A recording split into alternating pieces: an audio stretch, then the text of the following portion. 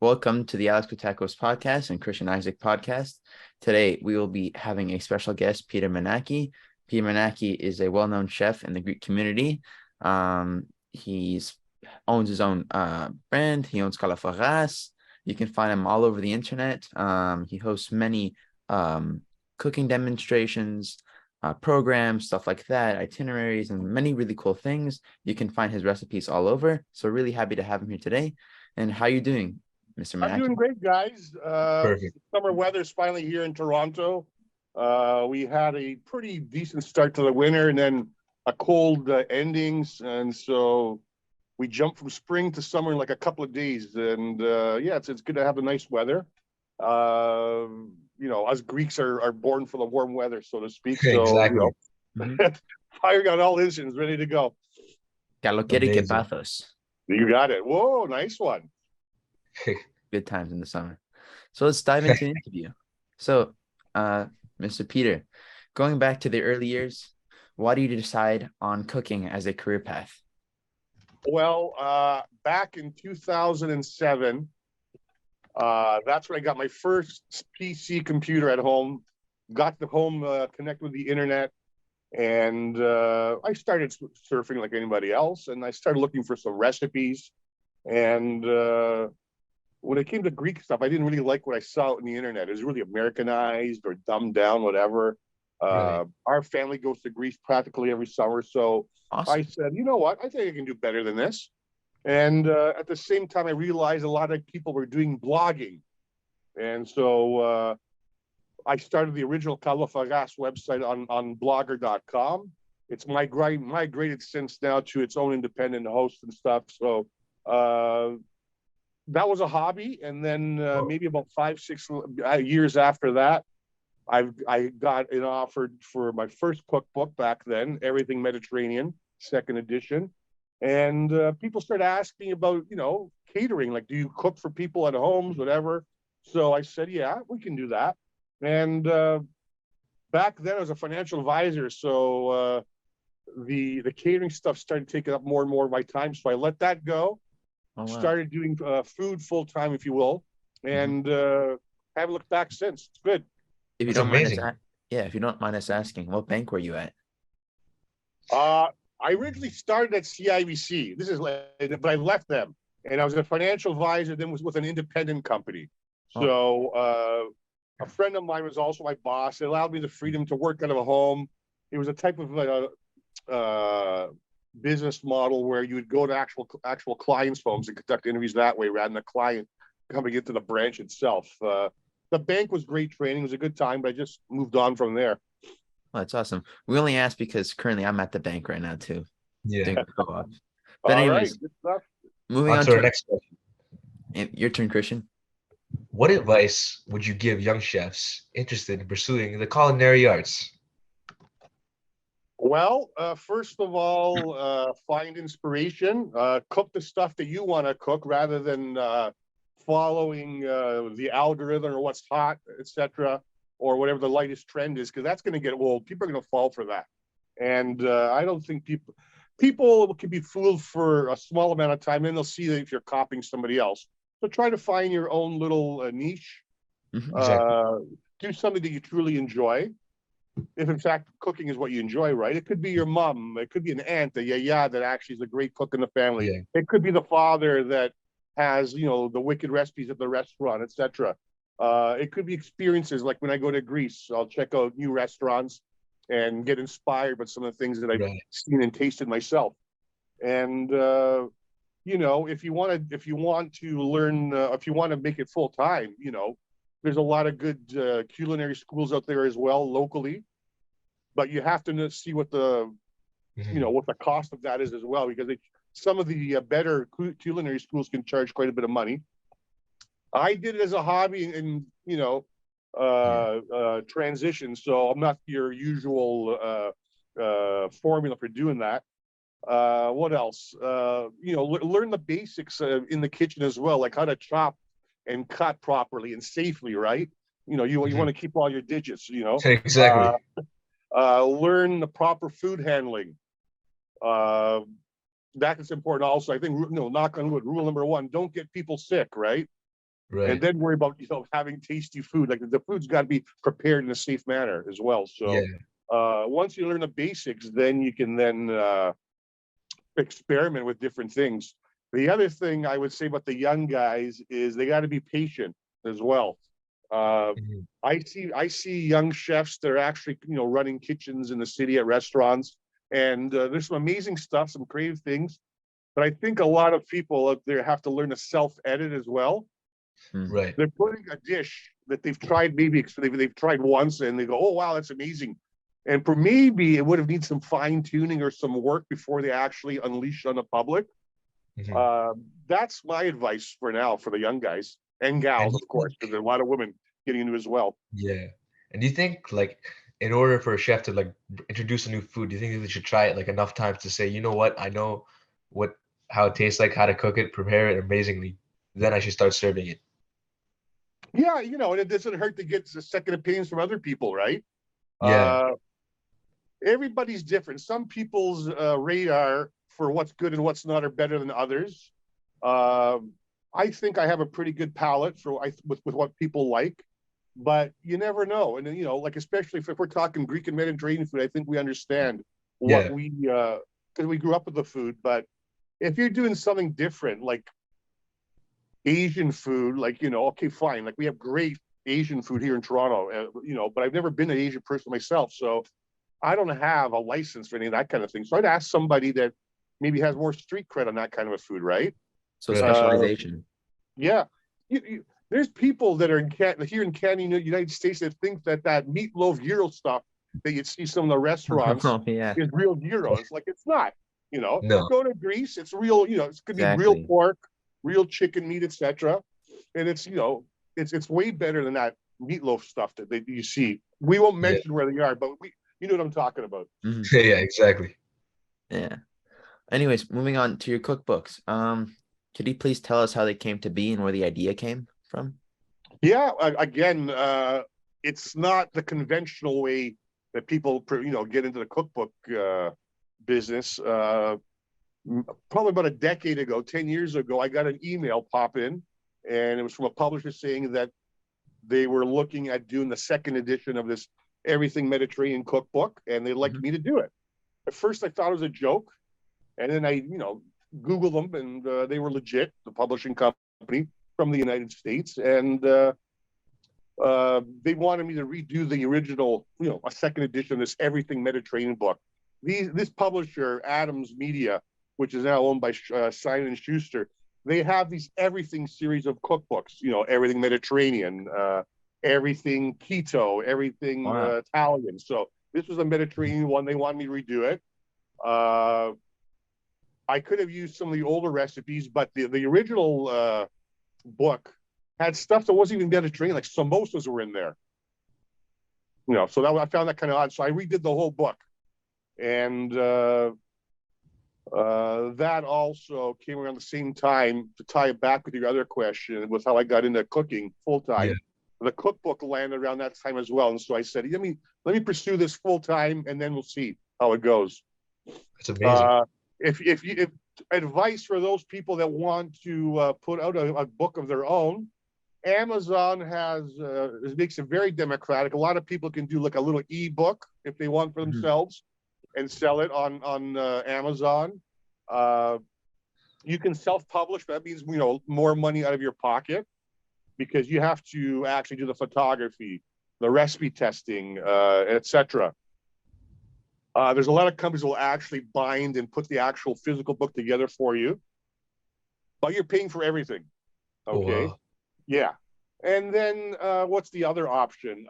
For those of you that are thinking you have what it takes to have a cookbook or you have a concept, uh, from my understanding, a lot of the publishers out there want you to present them with an idea board, like a scrapbook of what the book would look like. And that's a lot of work as well. And included in that also is they'll probably will check out what your social media presence is like as well. Yeah. That that's going to give them a nice indication of what your reach is And for actually popularity. helping promote the book, right? Right. Back then, when these other, they had these other cookbook authors coming out with cookbooks, there wasn't any Instagram or Twitter, etc. Now, whether you like it or not, that exists in our world, and the publishers know this, and they want to use that to their advantage, also promote these books. Wow. Yeah, people get thrust into being famous, and whether they like or not, like, whether they're on TV or radio or they're cookbook authors, whatever, the publishers often tell them, like, what, sign up, get yourself on Instagram, etc. Yeah. Yeah. That's part usually it's part of the deal. So like social media is like a big source to help you thrive, like get other people or companies to see you. Well, yeah, well, like, you guys are young. Like, before, there was print advertising, newspapers, Yeah. magazines, whatever. Those still Mhm. exist, but I can't remember the last time I bought a newspaper. We're getting all our source of information from the internet these Oh days, yeah, right? it's So, instant. that's what they're using. TikTok is also being used. I think, I'm on TikTok, but more for the laughs than anything else. I do little short clips and stuff, but like, I find myself, I think it's a little inappropriate from a guy like me that's like 56 this year, that's going to do some goofy TikTok thing, right? Like, it's not Yeah. my age group, I'd feel silly. So, but I enjoy a lot of the content that's on there, for Yeah. sure. It's like, so basically you wind down, do it. Sit down, like relax, watch it. Yeah, for sure. Like That's my, nice. there's one of the other things that I think is totally hilarious. It has to do with algorithm. So, like, with the, Oh yeah. uh, I was in Greece last summer. The TikTok algorithm changed because I realized from the IS, from the server that I was using at the time, that I was in Greece. So the content was sending me everything from Wow. Greece. Wow. Yeah, And the language switch.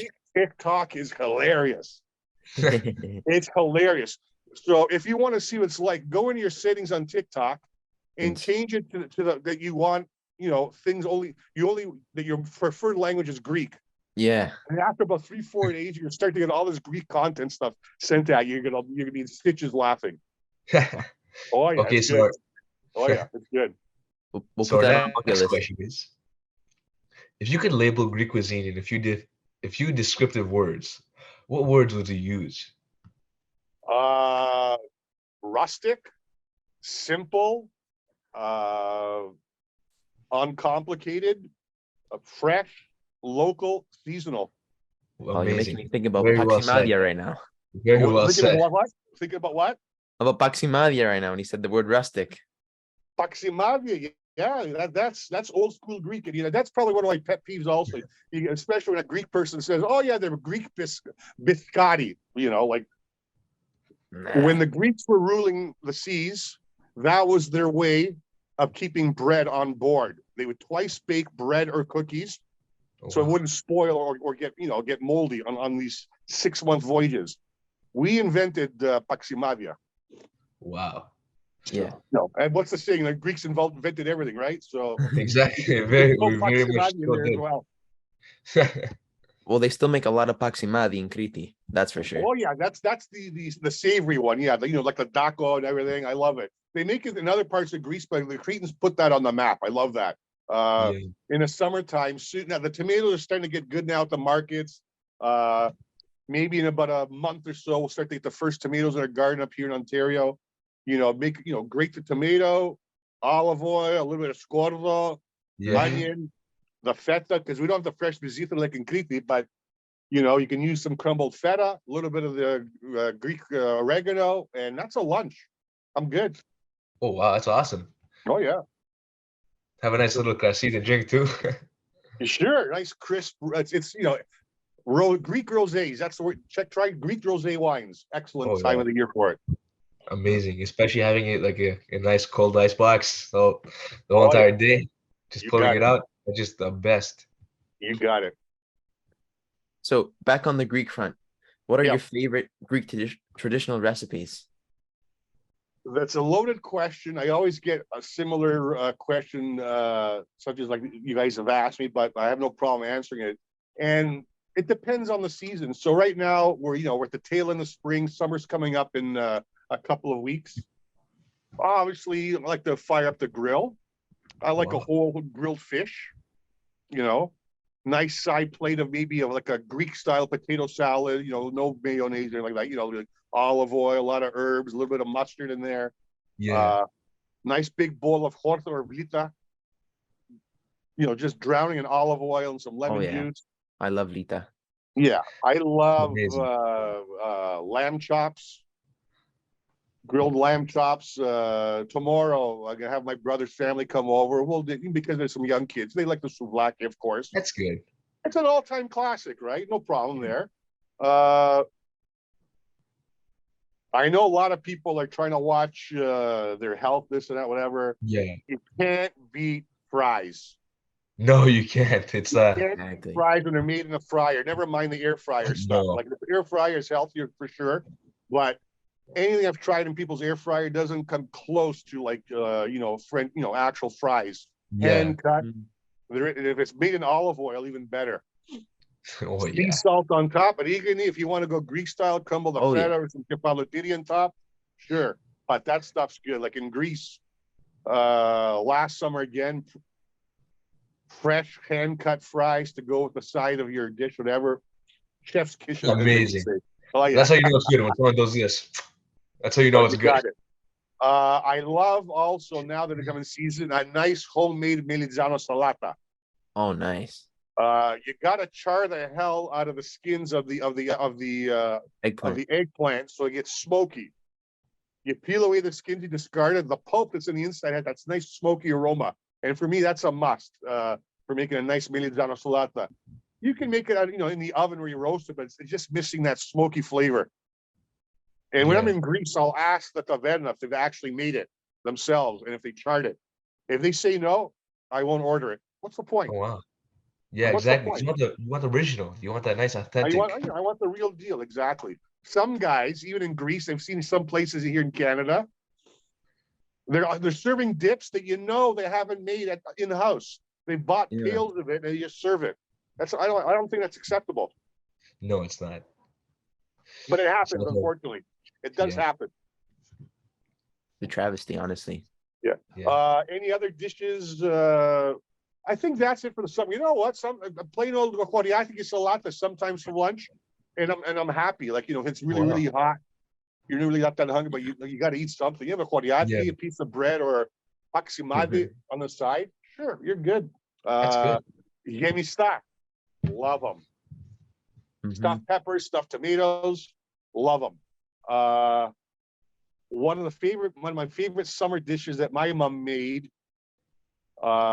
She would message me because when she was alive, before I'd go to Greece, Peter, what do you want me to have ready for you when you come to Greece? I go, Ma, fellow, kolokisakia yemista avgolemono. You guys have that? Wow. Yeah, I've tried a couple of those It's dishes. amazing. So Mhm. it's kima, rizi, the herbs kind of like we put in for stuffed peppers. Yeah. You hollow out the zucchini, you stuff it with this rice ground meat mixture. They can be done in a cazzarola or in the oven with some stock. After about an hour, they're ready, and then you pour off the hot stock. You whip up the avgo lemon, and you pour it over top of it. It's an amazing summer dish. That's amazing. It's an amazing summer dish. Avrolemano to Uh, the moon. Oh yeah, yeah. I love all the classics. Pasticcio, of course. I love moussaka as well. If you want an easier moussaka to make, I tell people take a look and make paputsakya, little shoes as they call it. So Oh yeah. it's half of an Hmm. eggplant. You roast it in the oven, you flip it, and then you can just kind of make a little well on the inside of the melizana. Put the meat mixture, the bechamel, and bake it. It's a lot easier than a moussaka. Oh yeah, Wow. that's my Yeah, favorite in the Choreo. Whenever I go, I make sure to have my paputsak. Yeah. you Yeah. got it. Yeah, yeah, This and year, this want to go to Greece. I think I know what I'm going to try. Paputsakya. paputsakya. I'm Mhm. down for that. So on to our next question. Sure. We know that you're often hosting cooking classes. For Yeah. our viewers out there, what experience should they expect when part Well, participating? the cooking classes are, usually here in Toronto. I'm one of the lucky people that are able to host the classes down at St. Lawrence Market Kitchen. It's on the second floor of St. Lawrence Market. For those that are not familiar with Toronto, St. Lawrence Market is the central market of Toronto. It's located on Front Street East. You can walk from Union Station if you want from there. And, I'll do phyllo classes from scratch. Oh wow. Seafood class. I actually got a seafood class I'm hosting tomorrow there. Good luck. Once a year, I'll do an Easter baking class, teach people how to make tsurekia, kulurakia, etc. It's more of a cooking demo where they watch me prepare stuff. There's Yeah. some participation from the attendees, and people always tasting what's made in the class as well. And sometimes you can even take some stuff home as well. That's But amazing. it's a 3-hour class, and to keep things on time, unfortunately, it has to be more of a demo than anything else. Yeah.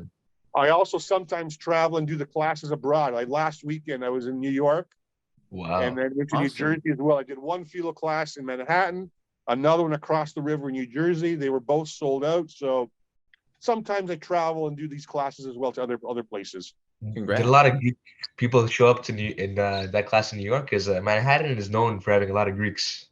Yeah, there's probably geez, I don't know, maybe in New York State, in that area, the New York area, there's probably about 1 million people that identify as Greek, New York and New Wow. Jersey area. But not there's anything wrong with it, but in keeping in how the attendance is like here in my classes and my supper clubs here in Toronto, it's a 50-50 mix. And it's good that we Yeah. have non-Greeks attending these places, these events as well. And Exactly. why Xeni or non-Greeks Yeah. attend these events? Well, some people dream of going to Greece, and this is the next best thing. Maybe they've gone to Greece and they want to have a little taste of that again, or they're inspired by the food that they had in Greece, or they can't go, and again, like, they want to be able to experience that, right? Right. Let them It's the love taste of new Greek culture. community. Yeah. I should add that again, circling back to when you guys asked me when I started doing this full time, I told you about the food blog and stuff. There was maybe 20, 25 Greek food blogs all around the world that were serious and getting decent traffic. Now, there's tons of them. Oh yeah. Other ones are doing much fancier stuff than me because they're younger people, whatever. They're doing more Mhm. videos, whatever. Other ones got YouTube channels. Greek cuisine is getting noticed, and that's from a lot of people visiting Greece. They've been turned on by the food in Greece, and they're sharing in that passion. So it's great. Yeah. It's a great story, and I think it'll continue to do well. It's amazing. Bravo, Sue. It's not due to me. It's just Greek cuisine itself. Yeah. It's as I said, it's one person can go to Greece and they loved it and they want to share it. It could be guys like yourself that maybe it was Yeah. that first summer where the parents allowed you to go with the cousins to Greece and you could explore Yeah. Greece more, and you discovered Greek food and you wanted to share that passion on the internet with people that also might have that interest as well. Yeah. Yeah, Very well said. And honestly, it's a great passion to have. Like, our food is just awesome on so many different levels. Like, Exactly. breakfast, lunch, dinner, there's everything. Yeah. I'm looking forward to having a nice warm bugazza with my Freddo cappuccino when I get there as well. Awesome. That's amazing. You're going this summer as well? I'm going to go this summer. I'm going to leave early August, and I'll be there for about 7 weeks. I haven't done the math. Yeah. Late September, I'll come back. At that time of year here in Toronto, it slows down. People are in full summer mood. They themselves go in vacation. I miss out on a few catering opportunities here and there, but you got to take a holiday sometime, or else you're going to burn out. Exactly. So, Everyone needs like a vacation day. early August, our family's a summer home in Halkidiki. Oh, Awesome. wow. North. 2, 3, we're going to walk to the beach, so it's a pretty sweet deal.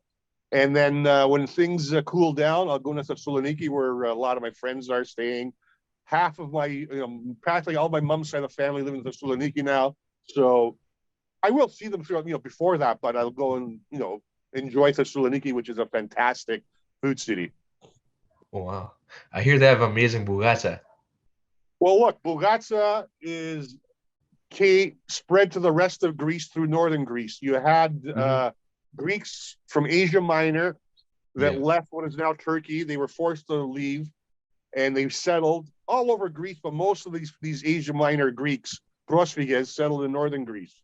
And so they learned how to make bugazza in those towns where they grew up in.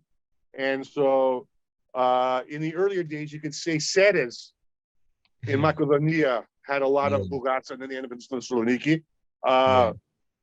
But if you go to Thessaloniki, you could probably, on every 1 or 2 blocks, will be a bugatsa shop.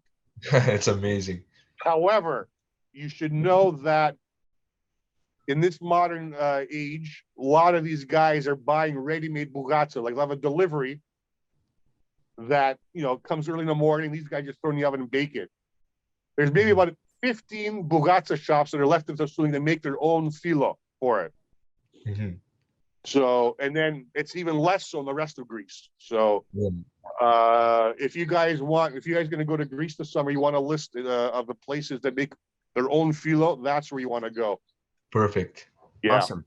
Moving That's on. amazing recommendation. Moving on. When attempting to make a new recipe, what goes on in your mind? A new recipe. It's got to taste good. It's got to look good, right? The French say you eat with your eyes first, right? So it's got to look good as well. It's got to taste good. I like a certain amount of authenticity. Sometimes a recipe will stay close to tradition with the ingredients. Sometimes you can add a little twist to it. I'll give you one example. Let's see. An example. I grilled watermelon one time. I saw one guy try it, and then you grilled it. You take the watermelon slab and you grill it, and you put a bit of lemon honey on top, and it was okay. So it's either you love it or you don't. What else is there? You can do one of the hotter cheeses from Cyprus is halloumi cheese. You guys like halloumi? Oh yeah, we've had some. So if you like takanaki cheese, but you don't want to get too involved because you have to dip it in water and flour and then fry it, and then you gotta pour the shot of booze over top and flambe it. An easier version of this that's more approachable for a lot of people is you can make halloumi saganaki in a non-stick pan. It just needs a little bit of oil, no flour, nothing. It browns nicely. You flip it, pour a little booze in there, flambe it, and oppa, and you're good. So, that's something that appeals to a lot of people because it's easier and it's more approachable for Greeks and non-Greeks to make it because there's also some other people that maybe they're not that confident in the kitchen just yet. And they're still developing their skills. What else is there? Developing of a recipe. I try to keep it as traditional as possible. I'll add some twists here and there, but again, one word of advice to people that try to reinvent a classic dish: if you're going to reinvent something, it better be better than the original or the classic. Otherwise, don't bother. We agree. It's like rewriting history. Yeah. So on to the next question. Sure.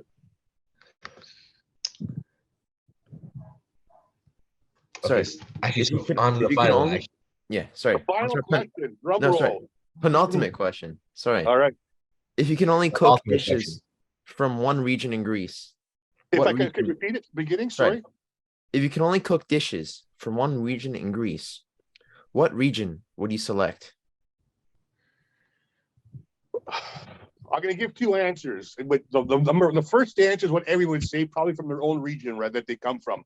Both my parents are from Macedonia, specifically Florina, so it'd be from that area. But if I wanted to eat very well, it'd probably be the cuisine from the Greeks from Asia Minor, Mikriasia. Yeah. A lot of Greek cuisine has to pay a thank you to the Greeks who left Asia Minor and resettled in mainland Greece, and the cuisine and the food that they brought and the traditions. We may not know it, but a lot of the food that we ate came from these guys. Suzukakis Birnika from Zbirni, Tureki, with the mastik and the maklepi, Musaka, again from the east and stuff. If you like, it's a really rich part of Greek cuisine. Yeah.